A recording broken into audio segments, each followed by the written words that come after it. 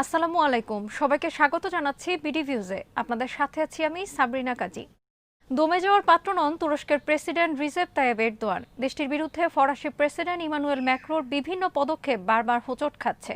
হেরে যাচ্ছেন তিনি, কিন্তু এর শেষ পরিণতি কি? কেমন হবে ইউরোপের সাথে তুরস্কের সম্পর্ক? আজ জানাবো সেই বিশ্লেষণ।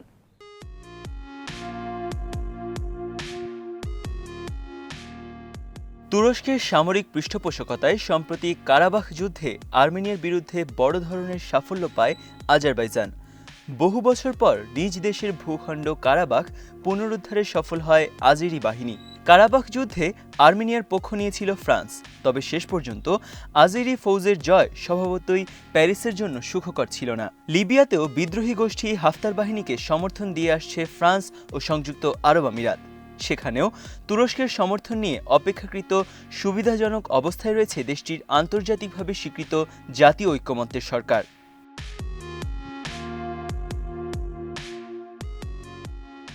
ফ্রান্সে মহানবী সাল্লাল্লাহু আলাইহি ওয়াসাল্লামের ব্যঙ্গচিত্র প্রদর্শনীর ঘটনায় তুরস্ক ও ফ্রান্সের মধ্যে উত্তেজনা সবার জানা।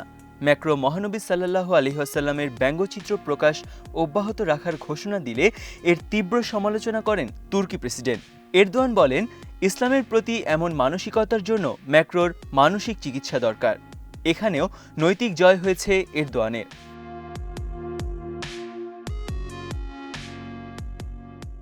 সাম্প্রতিককালে উগ্র ডানপন্থী খ্রিস্টানদের মুখপাত্র হয়ে উঠেছেন ম্যাক্রো। 2022 সালের নির্বাচনে জয়লাভ আর করোনায় ভেঙে পড়া ফরাসি অর্থনীতি থেকে জনগণের মনোযোগ অন্যদিকে সরাতে ম্যাক্রো বর্ণবাদ ও ইসলাম ভীতির বিষ বাষ্প ছড়াচ্ছেন। ম্যাক্রোর বেপরোয়া এই যাত্রা শুরু হয়েছিল গত গ্রীষ্মে, যখন লিবিয়ায় আঙ্কারার প্রভাবের কারণে ফরাসিদের পররাষ্ট্রনীতি প্রায় ভেঙে পড়েছিল। আহত পররাষ্ট্রনীতি ও অর্থনীতিতে রং লাগাতে আকস্মিকভাবে সেপ্টেম্বরে ভূমধ্যসাগরে নিজস্ব যুদ্ধজাহাজ পাঠিয়ে গ্রিস ও তুরস্কের মাঝে প্রায় যুদ্ধ বাঁধিয়ে দিয়েছিল ফরাসিরা।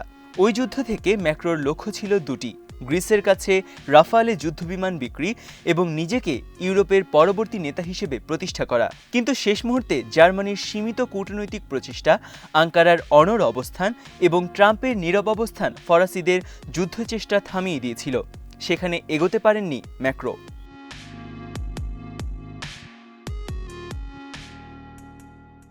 বেশ ফুরফুরে মেজাজে আছেন এরদোয়ান। লিবিয়া ও ভূমধ্য সাগরের ঘটনার মতোই নাগর্নো কারাবাখের ঘটনার সাফল্যের ফসল উঠেছে পুতিন ও এরদোয়ানের ঘরে। গতিশীল হয়েছে মস্কো আঙ্কারা সম্পর্ক। মস্কো আঙ্কারার এই সম্পর্ক যদি সিরিয়ার ইদলিব ও লিবিয়ায় একযোগে কাজ করতে সক্ষম হয়, তাহলে জো বাইডেন প্রশাসন ও ওয়াশিংটনের ক্ষমতাবৃত্তের জন্য আগামী দিনে মধ্যপ্রাচ্যের রাজনীতিতে ইচ্ছানুযায়ী ছড়ি ঘোরানোর সুযোগ থাকবে না। সঙ্গত কারণেই প্রভাব বাড়বে এরদোয়ানের। ফ্রান্স ও তুরস্কের বর্তমান সম্পর্কের রূপ জানতে আমাদের ফিরতে হবে পেছনে।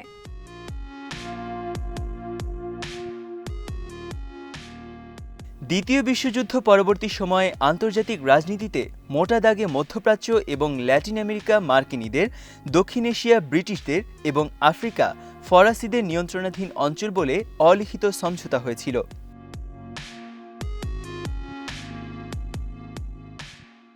ঔপনিবেশবাদের প্রভাবে উল্লেখিত এসব অঞ্চলের সাহিত্য, সংস্কৃতি ও জীবনবোধে এই পশ্চিমা দেশগুলোর বিপুল প্রভাব দৃশ্যমান।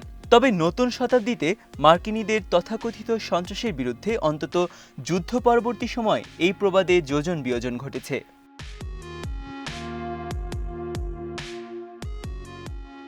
ইউরোপ এবং মার্কিনীদের পাশাপাশি রাশিয়া, চীন ও তুরস্কের উত্থান অলিখিত এই সমঝোতায় ভাঙন ধরিয়ে দিয়েছে। আর এটা গুরুতর আকার নিয়েছে মধ্যপ্রাচ্য এবং আফ্রিকা মহাদেশে। সমাজের উঁচু মহলের পুঁজিপতিদের দৈনন্দিন জীবনে ফরাসি প্রভাব থাকলেও বাণিজ্যে চীন ও ভারতের পাশাপাশি তুরস্কও শক্তিশালী জায়গা করে নিয়েছে আফ্রিকা মহাদেশে।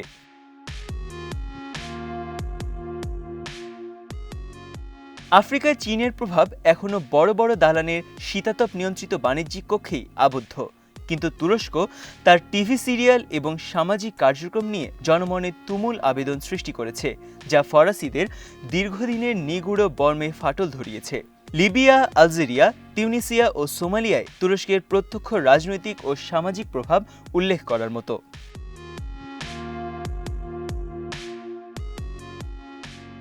তুরস্কের প্রভাব বলয়কে ভাঙার প্রয়াসে এখন দেশটির বিরুদ্ধে অবিলম্বে ইউরোপীয় ইউনিয়নের নিষেধাজ্ঞা চায় জোটটির প্রভাবশালী সদস্য ফ্রান্স। গত অক্টোবরেই আঙ্কারার উপর ইইউ নিষেধাজ্ঞা আরোপের হুঁশিয়ারি দিয়েছিল প্যারিস। তবে সেই দফায় নিজ প্রস্তাবের পক্ষে ইউরোপীয় দেশগুলোর পর্যাপ্ত সমর্থন পায়নি ফ্রান্স। ফলে এবার ইইউ নেতাদের শীর্ষ সম্মেলনে তুরস্কের বিরুদ্ধে কিছু অবরোধ নিষেধাজ্ঞার আরোপে মরিয়া হয়ে উঠেছে প্যারিস। ফ্রান্স মরিয়া চেষ্টা চালালেও দেশটির পক্ষে একা ইইউ নিষেধাজ্ঞা আরোপ সম্ভব নয়। এজন্য গ্রিস ও সাইপ্রাসের বাইরে অন্য ইউরোপীয় দেশগুলোর সমর্থনও নিশ্চিত করতে হবে।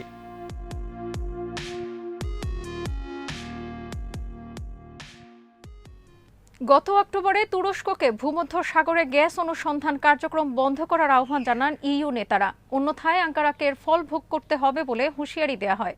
প্যারিস বলছে ইইউ নেতাদের ওই হুঁশিয়ারি কানে নেয়নি এরদোয়ান প্রশাসন, ফলে এখন ব্যবস্থা নেওয়ার সময় এসেছে।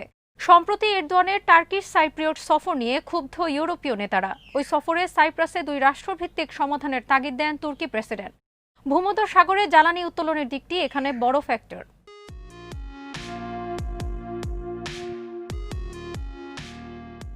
গত শতাব্দীতে মধ্যপ্রাচ্য যেভাবে পৃথিবীর জ্বালানির অন্যতম উৎস ছিল, ঠিক একইভাবে ভবিষ্যতে ভূমধ্যসাগর এবং পূর্ব ভূমধ্যসাগর ইউরোপের জ্বালানির অন্যতম উৎস হতে পারে বলে মনে করেন জ্বালানি বিশেষজ্ঞরা।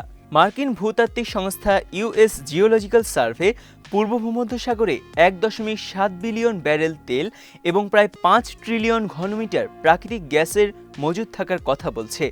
যদি ইউরোপ এই তেল গ্যাস নিজেদের দখলে নিতে পারে, তাহলে রাশিয়ার উপর তাদের জ্বালানি নির্ভরতা কমে যাবে। একই সঙ্গে ইউরোপ রাশিয়ার রাজনৈতিক হস্তক্ষেপ থেকেও মুক্ত থাকবে। তেল গ্যাসের দখলদারিত্ব নিয়ে ইউরোপের এই পরিকল্পনা ঠিকঠাকভাবেই চলছিল।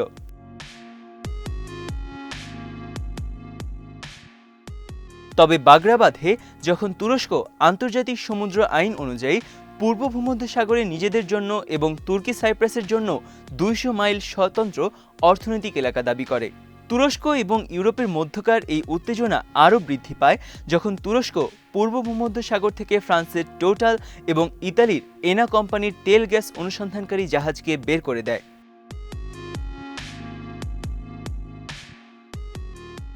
এদিকে এরদোয়ানকে কোণঠাসা করার চেষ্টায় নেমে পড়েছে গ্রিক সাইপ্রিয়ট প্রশাসন, ফ্রান্স, সংযুক্ত আরব আমিরাত ও মিশরের আঞ্চলিক জোটটি নতুন করে উস্কানিমূলক কর্মসূচি নিয়ে পূর্ব ভূমধ্যসাগরে উত্তেজনা বাড়ানোর চেষ্টা করছে বলে অভিযোগ করেছে তুরস্ক। তুরস্কের প্রতিরক্ষা মন্ত্রণালয় বলছে, তুরস্কের বিপক্ষে শত্রুতাবশত গড়ে ওঠা জোটটি এই অঞ্চলে যৌথ সামরিক অনুশীলন করতে যাচ্ছে। আগস্ট থেকেই তুরস্ককে উত্তেজিত করার চেষ্টায় সেখানে ধারাবাহিকভাবে সামরিক অনুশীলন করে আসছে তারা। এবারের যৌথ অনুশীলন হচ্ছে সপ্তাহব্যাপী মিশরের সমুদ্র তীরে। 5 দেশের নৌ ও বিমান বাহিনী এই অনুশীলনে অংশ নেবে।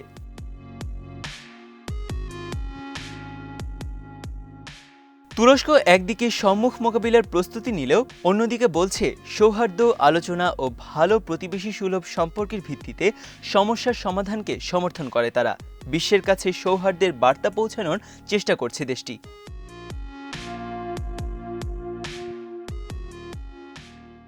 এরদোয়ান সম্প্রতি সরাসরি ঘোষণা দিয়েছেন তুর্কিরা নিজেদেরকে ইউরোপের অবিচ্ছেদ্য অংশ হিসেবে মনে করে।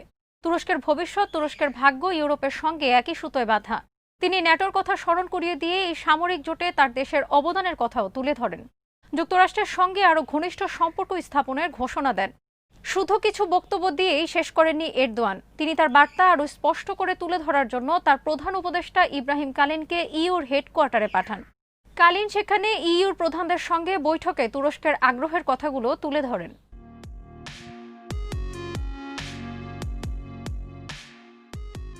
তুরস্ককে ঘিরে আন্তর্জাতিক সংবাদ মাধ্যম এখন ঘটনার ঘনঘটা। খবরে বলা হয়েছে, লিবিয়াগামী তুরস্কের একটি জাহাজে তল্লাশি চালিয়েছে জার্মানি। তাদের সন্দেহ জাহাজে অস্ত্র রয়েছে। এই ঘটনায় জার্মানির কড়া সমালোচনা করেছে তুরস্ক। এই নিয়ে শুরু হয়েছে কূটনৈতিক টানাপোড়েন। এই ঘটনার তদন্ত শুরু করেছেন তুর্কি প্রসিকিউটররা। তুরস্ক বলছে, তুর্কি কর্তৃপক্ষের অনুমতি ছাড়া আন্তর্জাতিক নিয়মের ব্যত্যয় ঘটিয়ে চালানো হয়েছে এই তল্লাশি।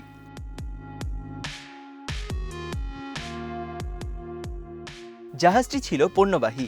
সেই জাহাজে অস্ত্র আছে কিনা তা জার্মানি দেখতে গেল কেন? কারণ জাতিসংঘ লিবিয়ায় অস্ত্র পাঠানো নিষিদ্ধ ঘোষণা করেছে।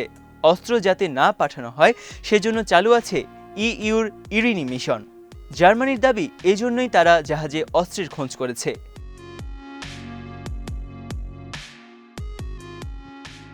তুরস্কের পররাষ্ট্র মন্ত্রণালয় বিবৃতি দিয়ে জানিয়েছে, জার্মানি যা করেছে তা পুরোপুরি বেআইনি। এভাবে তল্লাশি চালানোর কোনো অধিকার তাদের নেই। জোর করে তারা এই তল্লাশি চালিয়েছে। আমরা এর তীব্র প্রতিবাদ করছি। আঙ্কারায় জার্মানি, ইইউ ও ইটালির রাষ্ট্রদূতকে ডেকে এই বেআইনি কাজের নিন্দা করেছে তুরস্কের পররাষ্ট্র মন্ত্রণালয়।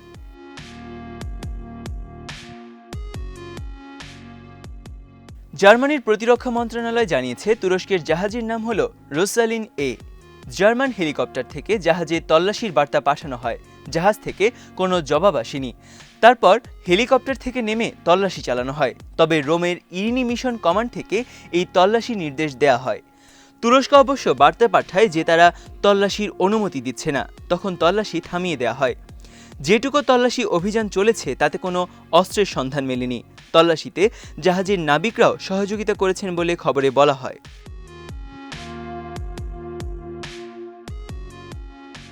ফ্রান্সের পক্ষ থেকে তুরস্কের বিরুদ্ধে বিশদ নিষেধাজ্ঞার কোনো রূপরেখাও এখনও পাওয়া যায়নি। তবে কূটনৈতিক সূত্রের বরাত দিয়ে কিছু সংবাদ মাধ্যম জানিয়েছে, ভূমধ্যসাগরে আঙ্কারার অনুসন্ধান কার্যক্রম সীমিত করার লক্ষ্যে ইইউ কোনো ব্যবস্থা নিলে তুরস্কের অর্থনীতিতে এর নেতিবাচক প্রভাব পড়বে। বাস্তবিক অর্থে ইইউর অবরোধ নিষেধাজ্ঞা তুরস্কের বিরুদ্ধে কতটুকু প্রভাব ফেলবে তা এখনই বলা কঠিন।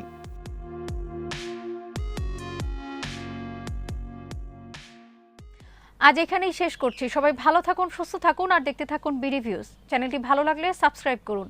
সংযুক্ত থাকুন আমাদের ফেসবুক পেজে। আমাদের ওয়েবসাইট bdviews.net ভিজিট করুন। আল্লাহ হাফেজ।